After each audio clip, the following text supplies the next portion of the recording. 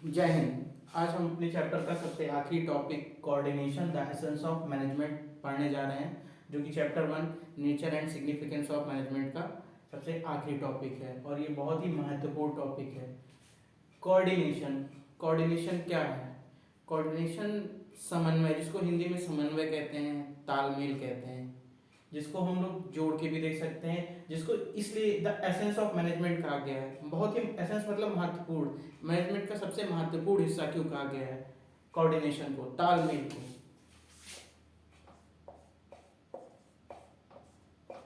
तालमेल कोऑर्डिनेशन को बहुत ही आसान शब्दों में समझा जा सकता है। हम अपने डेली लाइफ में इसको, जैसे आजकल आम आदमी किस तरीके से अपने जीवन को कोऑर्डिनेट करके आगे चल रहा है, उसको अपना जॉब भी करना है, आगे फ्यूचर भी देखना है, तो तैयारियां भी करता है, पढ़ाई भी करता है, फैमिली भी देखता है, तो सारी चीज़ों को समन्वय, तालमेल बैठा कर, कोऑर्डिनेट कर कर किस तरीके से चीज़ों को वो अपने लाइफ को स्मूथली रन करता रहता है, वो केवल केवल कोऑर्डिनेशन के द्वारा ही संभव हो सकता है। अच्छे से तालमेल अगर वो बैठा सकता है तो लाइफ में आदमी कोऑर्डिनेट करके आगे बढ़ सकता है। उसी तरीके से मैनेजमेंट में भी कोऑर्डिनेशन का बहुत ही बड़ा इंपॉर्टेंट रोल है, क्योंकि जब मैनेजमेंट एक बहुत ही पर्टिकुलरली, आप इसको कोई स्मॉल पार्ट्स में नहीं डिवाइड कर सकते। मैनेजमेंट काफ़ी बड़ा होता है, इसमें अलग अलग डिपार्टमेंट होते हैं, अलग अलग लोग काम करते हैं। तो जब सब लोग मिल के, कोऑर्डिनेट हो के, समन्वय बैठा के, तालमेल बैठा के काम करेंगे तो ही किसी चीज़ को अचीव किया जा सकता है। इसका उदाहरण अभी आप देख सकते हैं, अगर कोई भी गवर्नमेंट नई फॉर्म होती है, स्टेट या सेंट्रल, तो किस तरीके से काम करती है। जैसे कि सेंट्रल गवर्नमेंट होगी तो उसका डिफेंस डिपार्टमेंट होगा, डिफेंस, और एग्री, स्पोर्ट्स, होम अफेयर्स,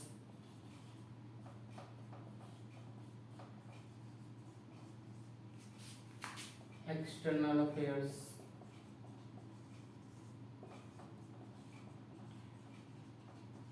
तो कोऑर्डिनेशन को हम लोग बहुत आसानी से समझ सकते हैं। सेंट्रल गवर्नमेंट, जो केंद्र की सरकार होती है, वो किस तरीके से अपनी गवर्नमेंट को स्मूथली रन करती है। अगर वो कोई भी एक अच्छी सरकार तभी पॉसिबल हो सकती है जब वो कोऑर्डिनेट करके हर विभाग को एक तरीके से चला सके। जैसे कि डिफेंस, जो उनका डिफेंस का विभाग होगा, एग्रीकल्चर, स्पोर्ट्स, गृह मंत्रालय, विदेश मंत्रालय, जब सभी मिलके सरकार में अच्छे कोऑर्डिनेट होकर समन्वय बैठा के तालमेल से काम करेंगे, तभी कोई भी काम मैनेजमेंट, अच्छे मैनेजमेंट के द्वारा कोऑर्डिनेशन के साथ, तालमेल के साथ अचीव किया जा सकता है।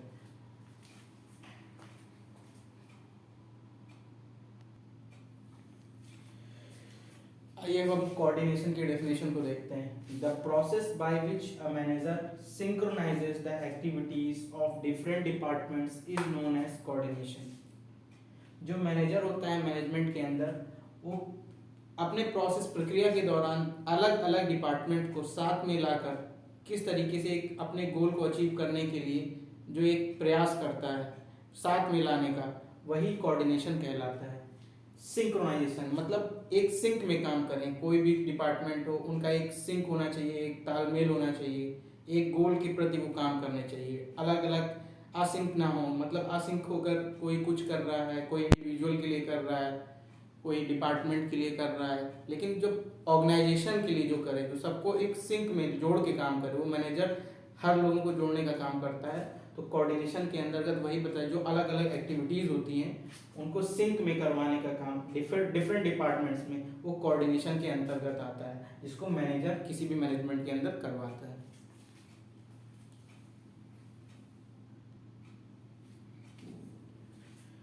It is the common thread that runs through all activities such as purchases, production, sales and finance to ensure the continuity in the working। जो कोऑर्डिनेशन होता है वो बहुत ही कॉमन थ्रेड, एक आम तरीके से एक धागा होता है जो सबको जोड़ के काम काम करने का साथ, मतलब उसका काम ही यही होता है कि वो सबको साथ में लेके चले। कॉमन थ्रेड, इसीलिए इसको कॉमन थ्रेड इस लैंग्वेज में यूज किया गया है कि वो धागा जो सबको साथ में पिरो के काम करे, जैसे कि परचेज, प्रोडक्शन, सेल्स, जो सारे अलग अलग एक्टिविटीज़ हैं, जितनी डिफरेंट जो भी एक मैनेजमेंट के अंदर किसी कंपनी के अंदर अलग एक्टिविटीज़ होती हैं, उसको एक ही धागे में पिरोकर कोऑर्डिनेशन के थ्रू तालमेल बैठा के समन्वय के साथ काम करना, यही कोऑर्डिनेशन के अंतर्गत आता है। जिसी की वजह से वो जो वर्किंग होती है वो लगातार निरंतर चलती रहती है, ताकि वो अपने लक्ष्य को प्राप्त कर सके।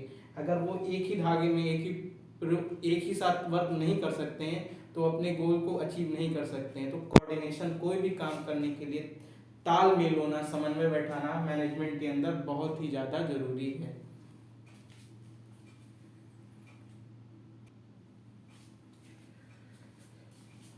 अब हम लोग बात करते हैं कैरेक्टरिस्टिक्स ऑफ कोऑर्डिनेशन। कोऑर्डिनेशन की क्या क्या विशेषताएं हैं। Coordination integrates group efforts. जो कोऑर्डिनेशन है वो ग्रुप एफर्ट्स को जोड़ने का काम करता है। ग्रुप में काम करने के लिए हमको कोऑर्डिनेट करता है कि हम लोगों को तालमेल ऐसा बैठाना चाहिए कि हर लोगों को जोड़ के, जितने भी वर्क कर रहे हैं मैनेजमेंट के अंदर, सबको ग्रुप में लेके करना चाहिए। ये बहुत ही इंपॉर्टेंट कैरेक्टरिस्टिक विशेषता है कोऑर्डिनेशन की, कि group effort, it gives a common focus to group effort to ensure that performance is as it was planned. जो भी प्लानिंग के तहत हमें प्री प्लान करना पड़ता है किसी भी मैनेजमेंट में कि हमको वो चीज़ अचीव करनी है, उसी के अकॉर्डिंग हमको उसको अचीव करने के लिए वर्क करना पड़ता है, प्रोसेस करना पड़ता है, और वो कोऑर्डिनेशन के तहत ही हो पाएगा। अगर कोई अलग तरीके से काम करेगा तो उसमें ज़्यादा समय लग सकता है, ज़्यादा खर्चा आ सकता है, तो मैनेजमेंट के हित में नहीं होगा। तो जो बेनिफिशियरी होता है मैनेजमेंट के लिए, वो एक जो प्लान की कितना हमें टाइम किस प्रोजेक्ट पर देना है, कितना समय कहाँ लगना है, कितना पैसा कहाँ लगना है, तो जो पहले से प्लान, जो टॉप लेवल पे बैठे हैं, जो लोग पहले से ऑब्जेक्टिव डिसाइड कर लेते हैं, उसी के आधार पे अगर हम लोग काम करेंगे कोऑर्डिनेशन के तहत, समन्वय के तहत, तो उस चीज़ को हम अचीव कर सकते हैं। तो इसीलिए कहा गया है जो भी प्लान हमने पहले से कि उस मापदंड पे वही परफॉर्मेंस हमको चाहिए, ना ज़्यादा एक्स्ट्रा ना ज़्यादा कम, उसी मापदंड पे कोऑर्डिनेशन के साथ वर्क करना मैनेजमेंट के लिए बहुत ज़रूरी है, तभी हम उसको अचीव कर सकते हैं। तो ये कोऑर्डिनेशन का बहुत ही इम्पॉर्टेंट एस्पेक्ट है कि ग्रुप एफर्ट, सबको साथ में लेके चले। तो जैसे स्कूल टाइम में हमको कोई प्रोजेक्ट दिया जाता था, तो उसको हम लोग अलग अलग बच्चों का ग्रुप बनता था रोल नंबर के हिसाब से या उनकी स्किल के हिसाब से, तो उसको एक एफर्ट लगाना रहता था कि अगर हमको अचीव करना है कोई भी प्रोजेक्ट को, तो उसको पहले प्लान करना पड़ता था। तो 6 या 7 बच्चे ग्रुप में अलग अलग जाके उसको करते थे। तो इसी तरीके से कोऑर्डिनेशन भी मैनेजमेंट में है कि अगर किसी भी चीज़ को हमको अचीव करना है तो उसको ग्रुप एफर्ट के साथ ही करना पड़ेगा।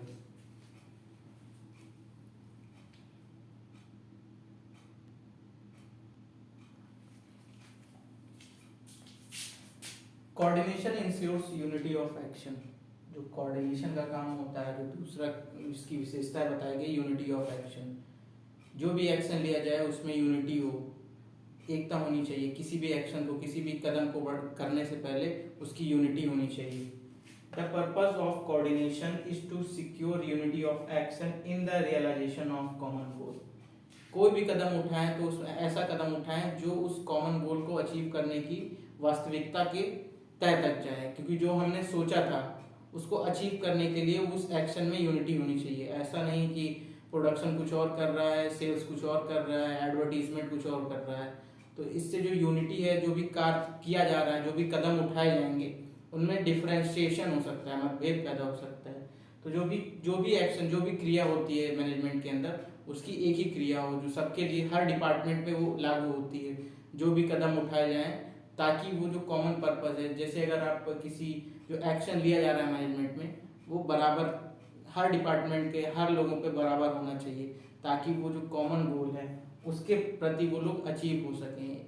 इसका एक अच्छा उदाहरण देख सकते हैं लास्ट ईयर जब T20 वर्ल्ड कप हुआ, जब इंडिया हारी 2021 में, जो कि पहले स्टेज से बाहर हो गई। उसके बाद उन्होंने जो एक्शन लिए, जो टीम का अप्रोच चेंज हुआ कि अब अटैकिंग क्रिकेट खेलेंगे, तो वो एक उदाहरण हो सकता है।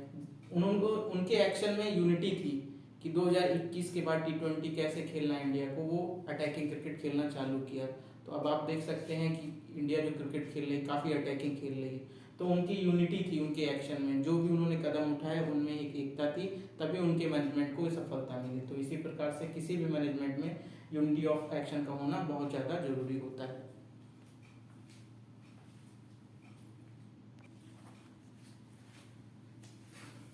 अगला है coordination is a continuous process. जो कोऑर्डिनेशन है वो एक कॉन्टिन्यूस प्रोसेस है जो कि निरंतर वर्क करता है। Continuous is not a one time function.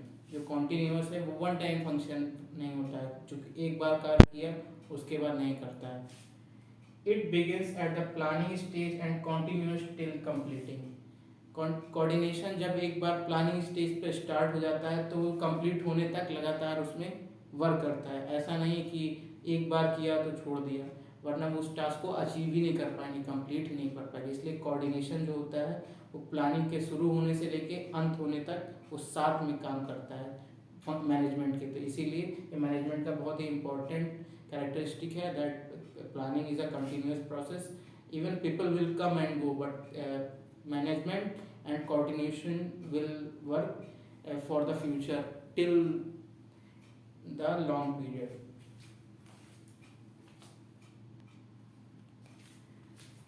Coordination is responsibility of all managers. जो कोऑर्डिनेशन होता है वो जिम्मेदारी होती है प्रत्येक मैनेजर की, चाहे टॉप लेवल पे हो, चाहे मिडिल लेवल पे हो, चाहे लोअर लेवल पे हो।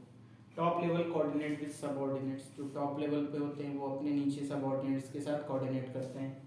Middle level with top and bottom. जो मिडिल लेवल के होते हैं वो टॉप और बॉटम दोनों के बीच में लिंकिंग का काम करते हैं, जो दोनों को जोड़ने का काम करते हैं। कोऑर्डिनेशन ऊपर भी रहता है, नीचे भी लेवल के साथ रहता है। Operational level with their workers. जो बॉटम लेवल पे होते हैं जिनको ऑपरेशनल लेवल कहते हैं, जो कि वर्कर के साथ काम करते हैं, उनका कोऑर्डिनेशन अपने वर्कर के साथ होता है।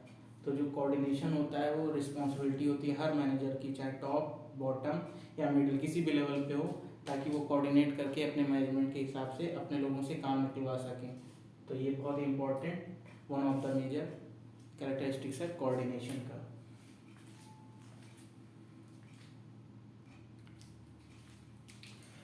अगला है इम्पोर्टेंस ऑफ कोऑर्डिनेशन। कोऑर्डिनेशन की क्या इम्पोर्टेंस है, क्या महत्व है। Growth in size. जो फर्म होती है, मैनेजमेंट होती है, उसकी ग्रोथ साइज, जो ग्रोथ होती है, जो नंबर ऑफ पीपल वर्क करते हैं उसको किस तरीके से ग्रो करें, किस तरीके से बढ़ाएं, ये काम कोऑर्डिनेशन करता है। जितने ज़्यादा लोग मिलकर काम करेंगे उस फर्म का विकास होगा और ज़्यादा लोग उसमें जुड़ेंगे।